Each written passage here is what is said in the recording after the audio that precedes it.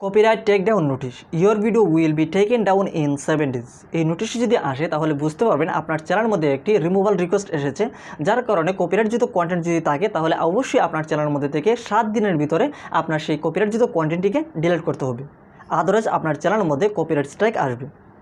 যদি আপনার চ্যানেলের মধ্যে কপিরাইটযুক্ত কন্টেন্ট থাকে তবে আপনি আপনার চ্যানেল থেকে কপিরাইটযুক্ত কন্টেন্টটি ডিলিট করতে হবে। যদি না করেন তাহলে আপনি 7 দিন পরেই আপনার চ্যানেলের মধ্যে একটি কপিরাইট স্ট্রাইক আসবে, যা আপনার পরবর্তীতে অনেক ধরনের সমস্যা হতে পারে। তাই অবশ্যই 7 দিনের মধ্যে আপনার সেই কপিরাইটযুক্ত কন্টেন্টটিকে ডিলিট করতে হবে। তো চলুন আমরা এখন জানি কপিরাইট টেক ডাউন নোটিশটি কী এবং কারা এই নোটিশটিকে দিয়ে থাকে। এই পুরো বিষয়টি আমরা আজকের এই ভিডিওতে ইন ডিটেইলে শেয়ার করব। তার আগে ছোট রিকোয়েস্ট, আমাদের চ্যানেলটি এখন যারা সাবস্ক্রাইব করেনি নিচের লাল সাবস্ক্রাইব বাটন রয়েছে, সাবস্ক্রাইব করে বেল আইকনটিকে অন করে রাখুন, যাতে আমাদের ইউটিউব রিলেটেড প্রতিটি ভিডিও নোটিফিকেশন পৌঁছে সবার আগে আপনার কাছে।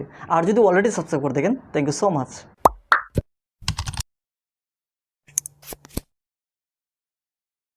So welcome back. Copyright take down notice মূলত ভিডিওর অরিজিনাল ক্রিয়েটাররা দিয়ে থাকে।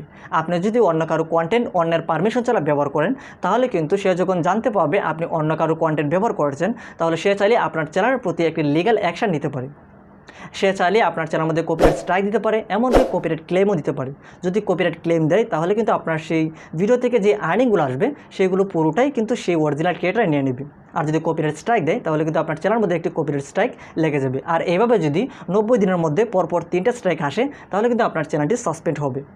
তো এই কপিরাইট স্ট্রাইক কপিরাইট ক্লেম না দিয়ে যদি আপনার সেই চ্যানেল থেকে আপনাকে দ্বারাই সরাসরি সেই ভিডিওটিকে ডিলিট করতে যায়, এর জন্য মেন ক্রিয়েটার একটি কপিরাইট টেক ডাউন নোটিশ পাঠাতে পারে নির্দিষ্ট একটি সময় সিলেক্ট করে। অর্থাৎ কপিরাইট টেক ডাউন নোটিশটি মূলত 7 দিনের হয়ে থাকে। আর এই 7 দিনের মাধ্যমে যখন আপনার চ্যানেলের মধ্যে একটি কপিরাইট টেক ডাউন নোটিশ পাঠাবে, অর্থাৎ রিমুভাল রিকোয়েস্ট পাঠাবে, তখন আপনাকে সেই নোটিশটি পাওয়ার পর আপনার সেই কপিরাইটযুক্ত কন্টেন্টটিকে ডিলিট করে দিতে হবে।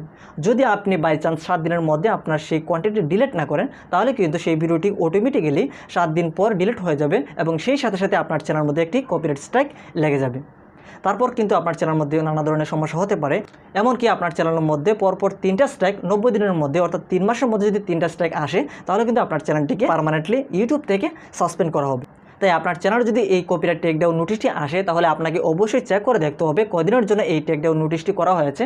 সেই নির্দিষ্ট তারিখে অবশ্যই আপনাকে নির্দিষ্ট 7 দিনের মধ্যে আপনাকে সেই কপিরাইটযুক্ত কন্টেন্টটিকে আপনার চ্যানেল থেকে ডিলিট করতে হবে, যেন কপিরাইট স্ট্রাইক না আসে।